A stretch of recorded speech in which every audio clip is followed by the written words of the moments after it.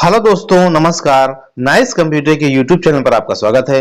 आज विभिन्न समाचार पत्रों में दी गई सूचनाएं रोजगार शिक्षा से जुड़ी हुई हैं। सबसे पहली सूचना दी गई है कि मुख्यमंत्री ने कहा कि मानव संपदा पोर्टल के सुगम क्रियान्वयन के लिए बने अनुभाग सभी विभागों में खाली पदों पर बिना विलंब की जाए नियुक्ति। मुख्यमंत्री, जैसा कि मुख्यमंत्री योगी आदित्यनाथ ने बुधवार को नियुक्ति एवं कार्मिक विभाग की समीक्षा की और सभी विभागों में खाली पदों पर जल्द से जल्द नियुक्ति करने के निर्देश दिए हैं। उन्होंने निर्देश दिए कि सीएम फेलो की सेवावधि पूर्ण होने के बाद भविष्य में होने वाली शासकीय सेवाओं में इन युवाओं को वरीयता दी जाए। इन्हें आयु में छूट और अनुभव के लिए भारांक दिया जाना चाहिए। इस संबंध में सुस्पष्ट नीति तैयार करें। मुख्यमंत्री अपने आवास पर बुधवार को देर शाम खाली पदों पर भर्ती के लिए समीक्षा की।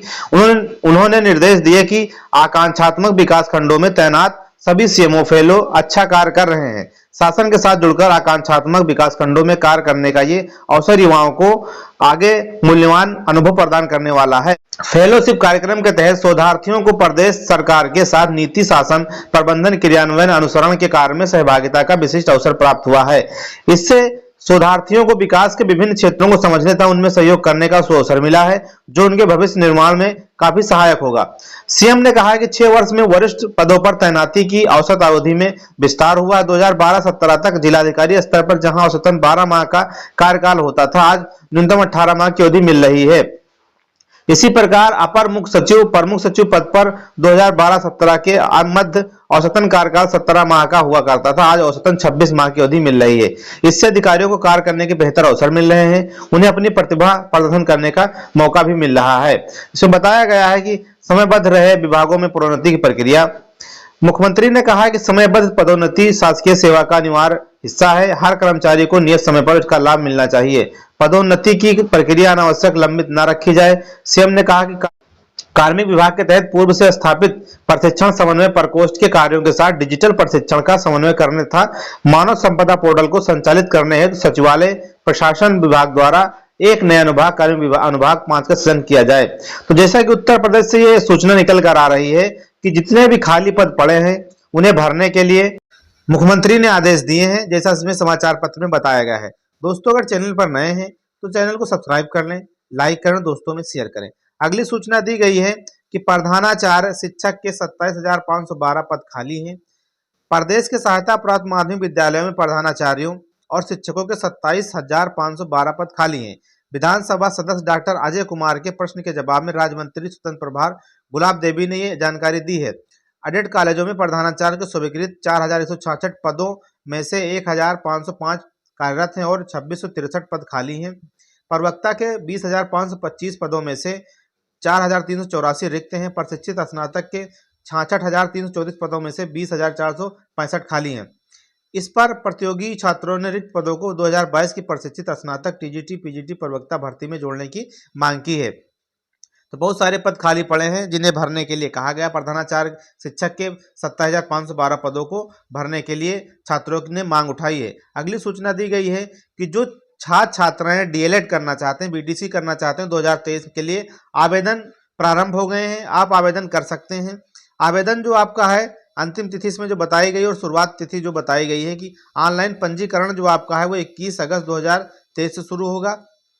ऑनलाइन शुल्क जमा करने की तिथि जो है 22 अगस्त 2023 है और पूर्ण आवेदन के प्रिंट आउट लेने की अंतिम तिथि जो है 24 अगस्त 2023 बताई गई है। तो यहाँ से जो वेबसाइट खुलेगी आपकी, ये पुराने सत्र के लिए बताया गया है कि ऑनलाइन एक बार फिर से खोला जाएगा।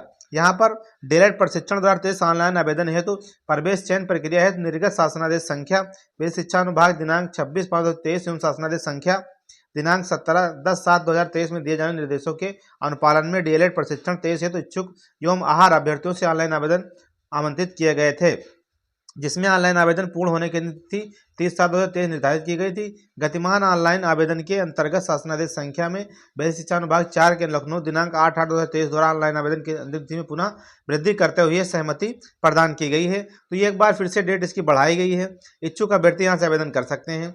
अगली सूचना जो दी गई है वो एसएससी से जुड़ी हुई है कि 7 गुना पद घटे, एमटीएस में सिर्फ 26 लाख आवेदन आए।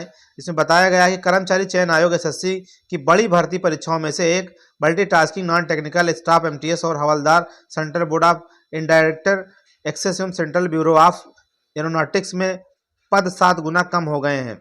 तो इस भर्तियों में अब की सबसे कम आवेदन इस बार एमटीएस में 4 भर्तियों में से सबसे कम आवेदन हुए हैं। प्रयागराज स्थित एसएससी मध्य क्षेत्र मुख्यालय के अधीन पड़ने वाले उत्तर प्रदेश और बिहार के युवाओं में टेस्ट भर्ती को लेकर सर्वाधिक क्रेज रहता है। इसका अंदाजा इसी से लगा सकते हैं कि 2022 की भर्ती के लिए केवल इन दो राज्यों से 19,04,139 अभ्यर्थियों ने आवेदन किया था, जो कि कुल आवेदन 55,21,917 का 34.48% था। इसके लिए न्यूनतम योग्यता 10वीं पास है, लेकिन पिछले कुछ सालों से बीटेक, एमटेक, एमबीए जैसी डिग्री रखने वाले अभ्यर्थी आवेदन कर रहे हैं। यूपी बिहार में BTech, MTech, MBA, BBA, MCA, BCA, BEd, LLB, MSc करने वाले हजारों अभ्यर्थी शामिल होते हैं। तो ये इसमें बताया जा रहा है, सूचना दी गई है। कर्मचारी चयन आयोग की सबसे बड़ी भर्तियों का हाल है कि इसमें आवेदन अब धीरे धीरे कम हो रहे हैं। छात्रों का मोह भंग हो रहा है एसएससी से भी। अगली सूचना है कि बाबुओं की भर्ती को धड़ल्ले से अनुमति, उठे सवाल। प्रदेश की सहायता प्राप्त महाविद्यालयों में ग्रुप सी एवं बाबुओं की भर्ती के लिए उच्च शिक्षा विभाग धड़ल्ले से अनुमति दे रहा है। पिछले तकरीबन 1 दशक से नियुक्ति पर रोक लगी थी। कुछ महाविद्यालयों की प्रबंध समिति को हाईकोर्ट के आदेश पर अनुमति मिली और फिर धीरे धीरे करके दूसरे कॉलेजों को भी परमिशन मिलने लगी। बुधवार को ही कानपुर के एक कॉलेज में 21 पदों पर नियुक्ति की अनुमति दी गई है। ये भर्तियां उत्तर प्रदेश अधीनस्थ सेवा चयन आयोग के माध्यम से होनी थी, लेकिन प्रबंधक अध्याचन भेजने की बजाय कोर्ट पहुंच गए। अल्पसंख्यक कॉलेज और गैर शैक्षणिक के साथ शैक्षणिक पदों पर पहले से ही भर्ती करते आ रहे हैं। 2 अगस्त को उच्च शिक्षा मंत्री योगेंद्र उपाध्याय ने अफसरों से इसमें बैठक की और 900 से अधिक पदों पर नियुक्ति की अनुमानता जारी की थी। इनके पूर्व प्रबंधकों की मनमानी के कारण बाबू की नियुक्ति पर रोक लगा दी गई थी। इन नियुक्तियों के लिए अच्छी खासी रकम वसूली के आरोप लगते रहे हैं। इस मामले पर उच्च शिक्षा विभाग का कोई अफसर कोई बोलने को तैयार नहीं है।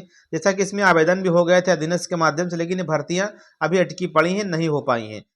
परिषदीय प्राथमिक स्कूलों में 69,000 भर्ती के तहत चयनित और 26 जून को एक से दूसरे जिले में स्थानांतरित शिक्षिकाओं को भी सशक्त कार्य किया जाए।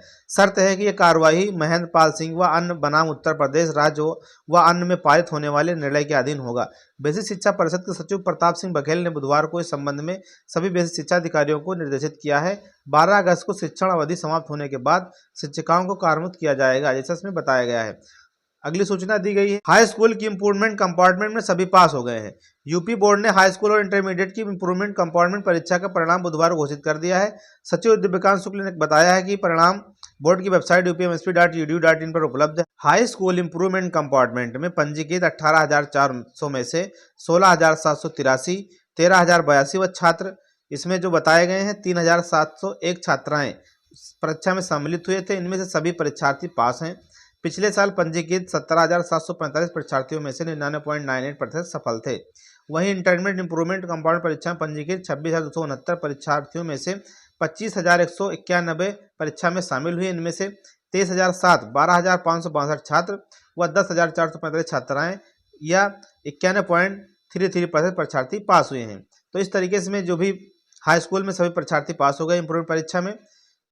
आशा करते हैं वीडियो आपको काफ़ी पसंद आया होगा। दोस्तों चैनल पर नए सब्सक्राइब कर लें, दोस्तों में शेयर कर लें। वीडियो को पूरा देखने के लिए आपका बहुत बहुत धन्यवाद। मिलते हैं अगले वीडियो में नई सूचना के साथ, तब तक के लिए नमस्कार।